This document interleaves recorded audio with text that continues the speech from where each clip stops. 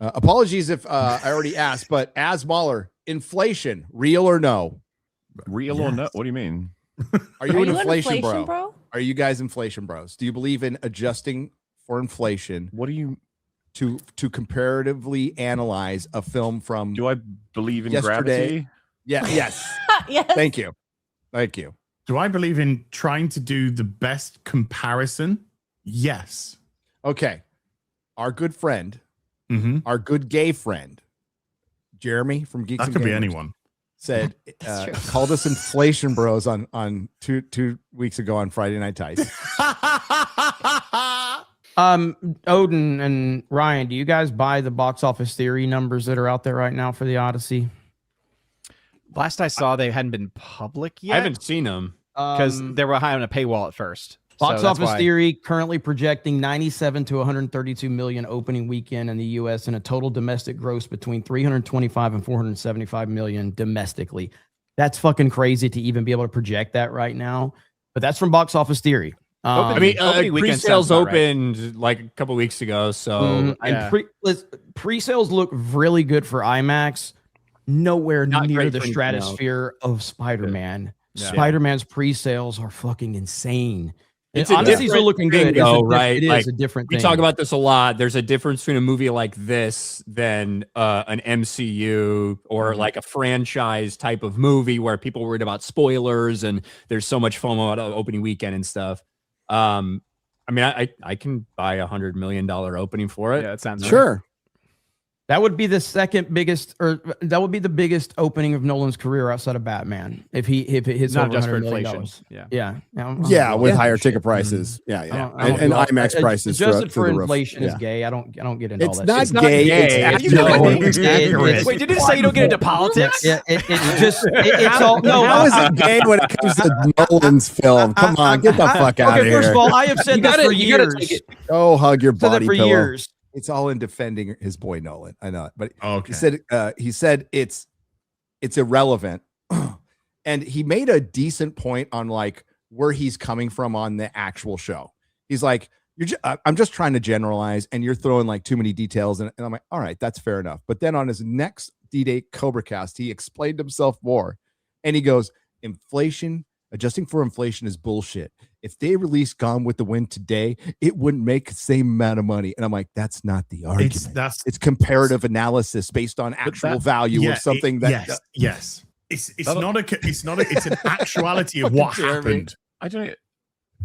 So what does Trust me, I sat there being like, what the? What does he think adjusting for inflation means? Everything's different. Every year you say it gets worse and more stupid. You gotta take well, the last 20 years, we'll be talking years. like thousands of dollars. You're right that everything's different, Jeremy. Everything but is different. That context is important. Right, context. But it's still like when Gone with the Wind came out, there was nothing. Now, today, there's everything that you can do anything. You can watch it everywhere. Death in America in a dust bowl and, leading up to World War II. So, but there's nothing going on. Shouldn't shit on Mandalorian and Grogu for what it's doing at the box office. The point is everything is relative to the time we're in. So Mandalorian and Grogu flopping... That's the point of inflation. On the budget, flopping based on the budget right now. And then you correct for inflation. It's even worse. It's all relative to the budget and the time we're in, not comparing it to 25 years ago and all of that. Like it's okay. I think what it comes down to is butts and seats, dude. That's the issue. And that's where the ticket prices come. There's less people seeing movies now than 10, 15 years ago. So when let's hypothetically, let's say the Odyssey does $1 billion. I don't think it will do $1 billion, but let's hypothetically say it does $1 billion. We may have 5 movies this year do $1 billion, maybe. And so that would put it in the top 5 movies of the year. Okay. That's a success by any measure of being in a top 5 movie of the year. That's the way you judge it. But if there was 50 movies that hit $1 billion, then that suddenly changes the dynamic of saying, well, I mean, there's 50 movies that hit $1 billion, so it's really not a success. I think a lot of people are going to go see this because it's a Nolan film and because he's taking on the Odyssey. I think that, and also to counter the billion thing, it would be a failure if it costs like Rise of Skywalker. $600 billion. Also, Where it's like, yeah, it made $1 billion, but it also lost money. Now, I'm not saying that's what's happening with the Odyssey. Relative to the budget, yes. Which means relative to the times, which means relative. I think we can all agree that inflation is gay.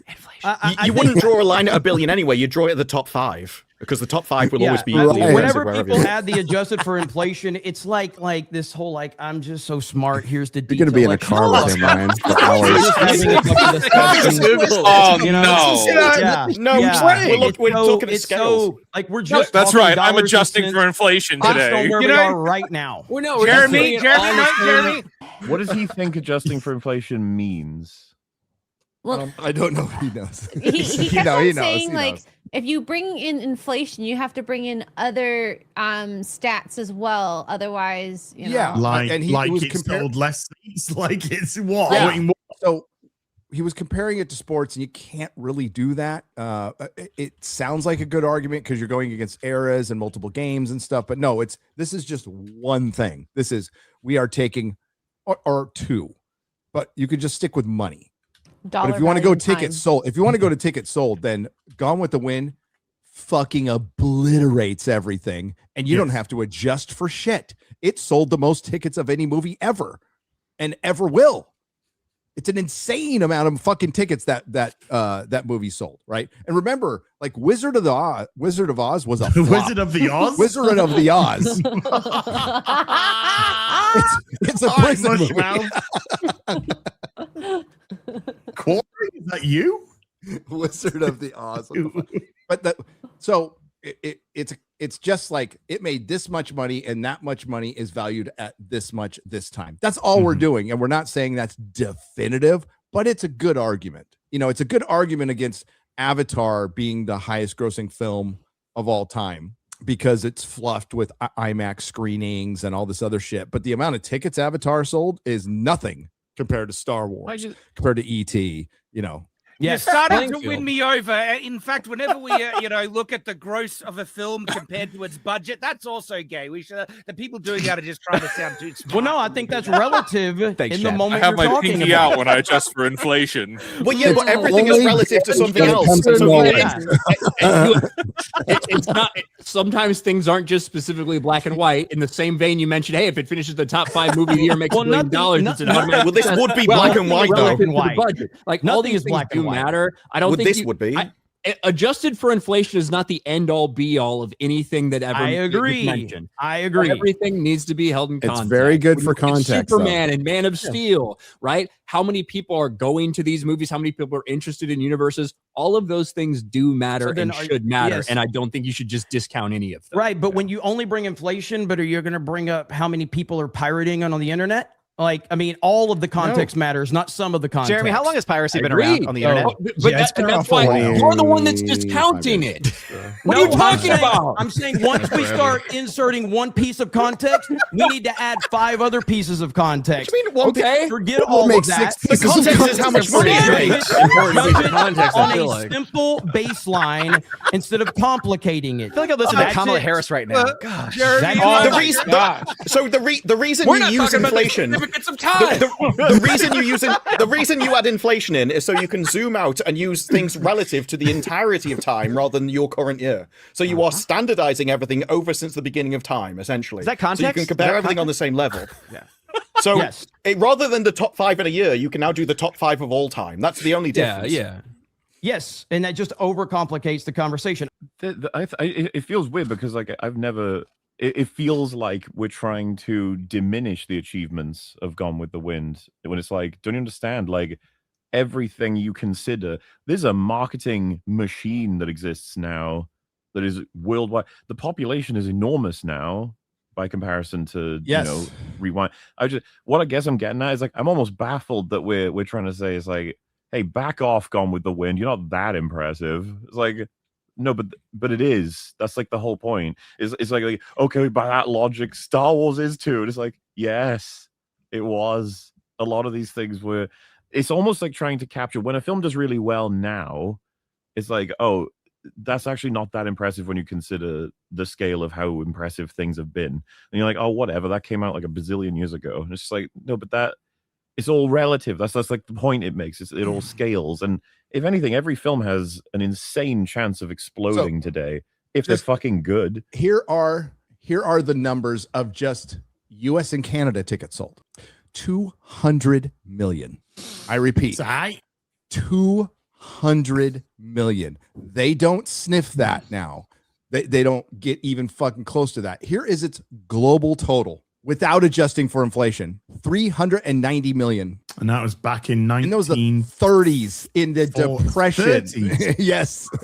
So that would be 3.44 billion in today's dollars. Sorry. Now, I understand, fully understand the fact that cinema way more popular than it is today, but it's still an excellent barometer for where we are with things. Man of Steel versus James Gunn, Superman's James Gunn. That Superman didn't even hit what Man of Steel did back in 2013 by a long way, by 70 odd million. If we did, and we did the whole thing, and if we'd even adjusted Man of Steel for inflation today, because we're only talking just over a decade apart, Man of Steel would have taken 930 million at the box office. I believe that's higher now. Fucking insane. Yeah, lately. It shows inflation's fucked. But then I saw a thing I think it's yesterday actually. Somebody broke it down per ticket sales, and Man of Steel sold twice as many tickets. Than Superman did. Well, and Hollywood in general sold twice as many tickets back in 2019. And I simply said it would be the biggest opening of his career outside of the Batman movies. That's all I said. And you're like, well, adjusted for inflation. It's like, well, it will be monetarily. Yes, monetarily it will be. That's all I was saying. And bringing like this bullshit into it, it's like, who cares? Like we can add more context to it. And in reality, who knows how much it's done if you start bringing every little piece of nuance into it in detail. I'm just saying, on pure dollars and cents, it would be the biggest opening of his career. Would you say that therefore the most number of people are going to have seen this movie? Is that what the argument that you're trying to say? The biggest, most people. I didn't say that. Okay, so why you had to bring it was just money.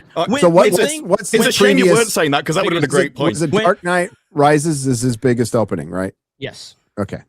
So when things cost more, people spend their money on different things. They make different decisions. The money is still the money. That's all I'm judging on. It's just like when you want to talk about sports statistics. Everybody wants to bring up details, and Tom Brady passed for 5,000 yards. Well, Dan Marino passed for 4,000 or 4,500, but you had 17 games back then, or 16 games, or 18 games, and it's like, so we're just judging it on a scale to the conversation, right? Yeah, and that actually does matter, right? But then you have that. Then you have like a lot about the era that it was in, and what the offenses were like. Right, exactly. And so when you bring one piece of context, you have to add like 20 pieces of context to fully make the context work. Or you can just judge it. I am totally on board with you. Yeah, that's my argument. I would have just argued that we don't know what inflation is because they lie to us. I mean, right? Jeremy, what Jeremy?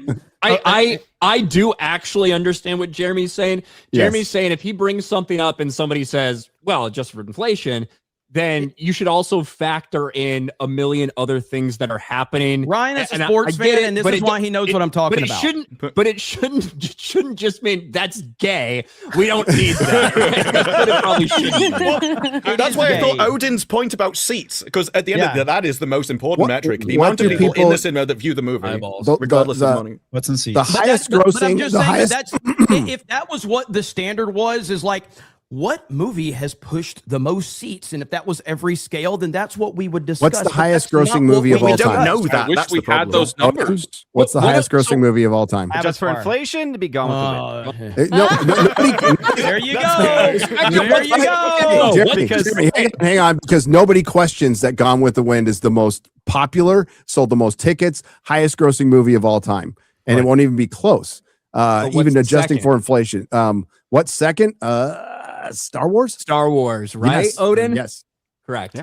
And but these, I think everything does matter, but I think the butts and seats thing does matter as well, because when you're talking about something, and maybe less for something like the Odyssey than for big franchises like Marvel Cinematic Universe and Star Wars and things like that, the reason that matters is because the size of the fan base who may then be buying toys or playing video games or be doing trading card games, like all of that stuff it does matter when you have this shrinking audience pool. Even if a movie comes out and makes $500 million and 8 years later another movie makes $500 million, well, you have effectively lost part of your fan base. And those are all things that we can talk again, yes. And I mean, if we're talking about, we're getting into it, like the adjusted for inflation thing, then like, okay, well then we talk about the price of IMAX tickets, which is what the Odyssey is being pushed on more than any film on this level. And that is going to inflate the cost or the money that's going to make relative to any other movie.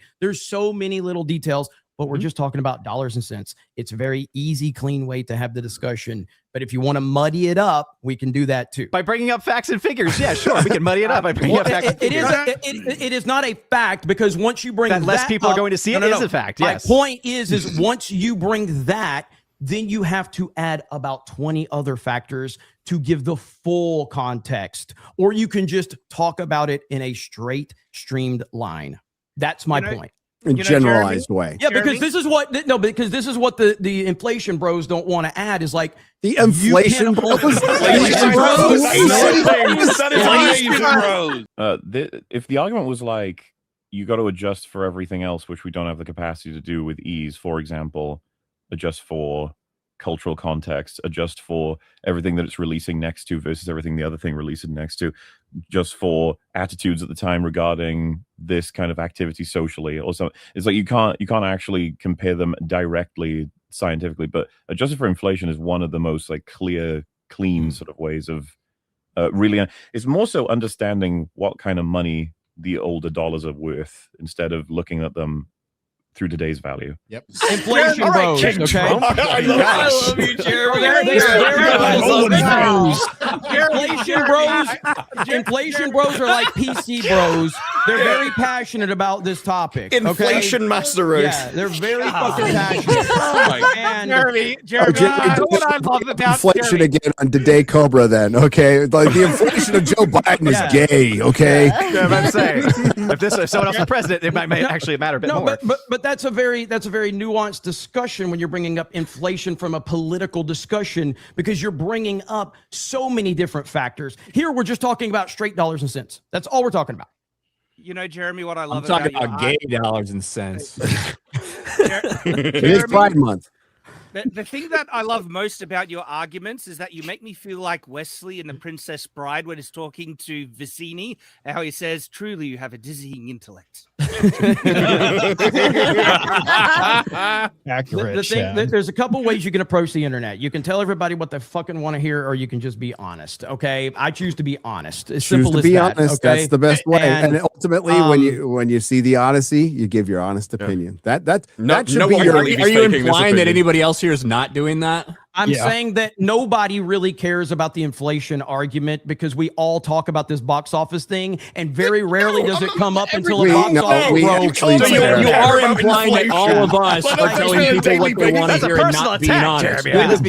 Yeah, all right. Like most people don't add the inflation thing. It's just usually an afterthought, because it's usually we just judge on a straight line scale. That's usually how this generalized goes. You mean generalized? Yes. Generalized. Yeah, then that's usually fine. If you're just talking about money, that's fine. Yeah, that's just being honest. Because then we have to say how many people owned a video game system in 1992 versus how many owned one in 1987, and they didn't own a video game. Smartphones, computers. So if you sell your house today, you're going to sell it for 1990s prices because inflation isn't real. That matter?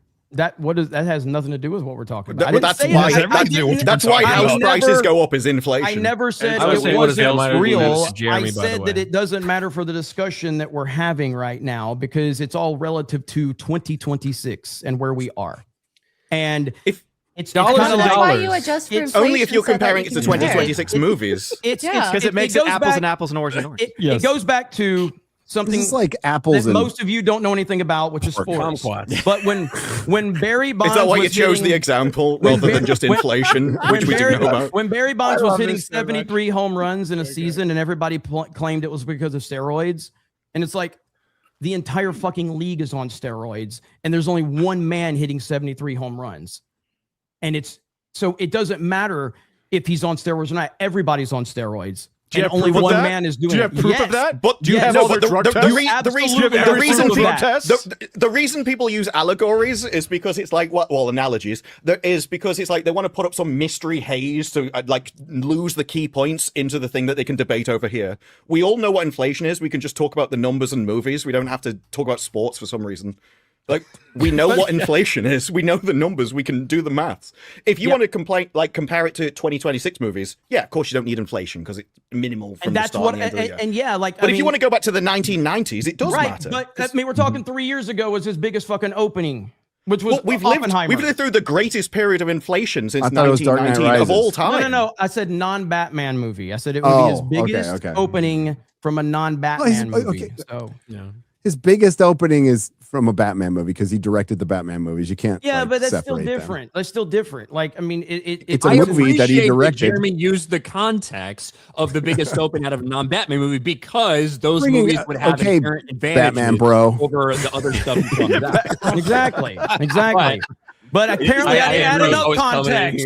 I didn't add enough context. I want us to remember coming from a Nolan, bro. That sounds. That sounds. Oh man, another person has entered the Odyssey fight. The inflation bros. That is an amazing term. It really good. Bring it on. So for our next topic, binge model. Let's go, everybody. Binge versus weekly. I'm supposed to leave this fucking show. You were. You're like, I gotta go, guys. When I see an opportunity to rile things up, I just can't help it, man. Listen, I watch a lot of gaming channels, and they have panel shows. It's the most boring fucking thing I've ever seen in my life because everybody agrees. I hate when there's 10 people on a panel and they're like, yeah. 10 people in the world don't agree on any fucking thing. So I like to rile shit up, but I do believe everything I say. And I don't care if anybody agrees with it or not. And I'm looking forward to the Odyssey. I don't care how much people cry. The same people that said the Switch 2 were going to fail are the same people that says the Odyssey is going to fail. And they're all fucking retarded. Bye, everyone. So there's such a crossover from Nintendo Switch to Christopher Nolan's Odyssey. Sometimes I like to say things just to rile people up, but I do believe everything I say. I do believe everything I say.